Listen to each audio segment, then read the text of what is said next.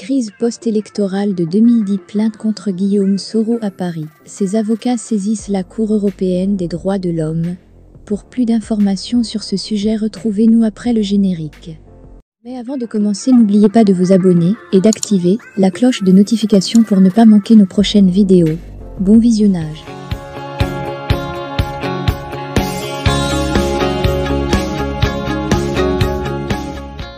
Les avocats de Guillaume Soro, l'ancien Premier ministre ivoirien, ont saisi le mercredi 15 mars 2023 la Cour européenne des droits de l'homme pour contester l'arrêt rendu par la Cour de cassation de Paris dans l'affaire portant sur une plainte déposée à Paris en juillet 2020 par l'association Civita Maxima contre M. Soro.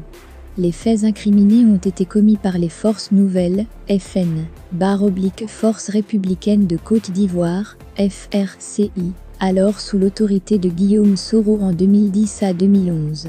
Sur la base de cette plainte, une saisie pénale s'inscrivant dans le cadre d'une procédure a été initiée auprès du juge des libertés et de la détention.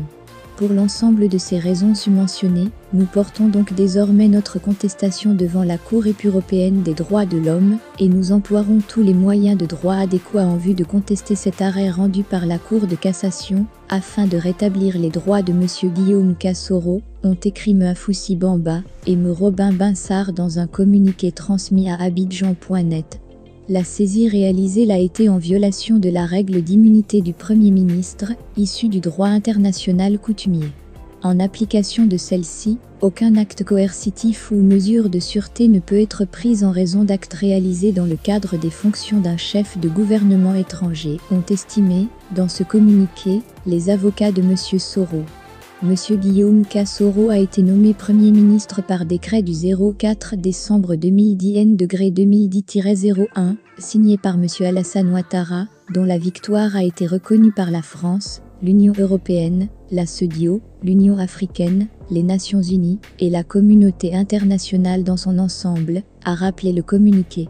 Selon les avocats de l'ex-premier ministre ivoirien, pour autoriser cette saisie, les juges français se sont fondés sur une note du 25 novembre 2020 du ministère de l'Europe et des Affaires étrangères, signée sous la dictée de M. Jean-Yves Le Drian. Selon cette note, M. Guillaume Soro n'était pas Premier ministre du 06 décembre 2010 au 11 avril 2011, en raison d'une vacance du gouvernement, de sorte qu'il ne peut se prévaloir d'aucune immunité. Ce raisonnement, qui vise à réécrire opportunément l'histoire de la Côte d'Ivoire, ne peut convaincre, ont soutenu les avocats.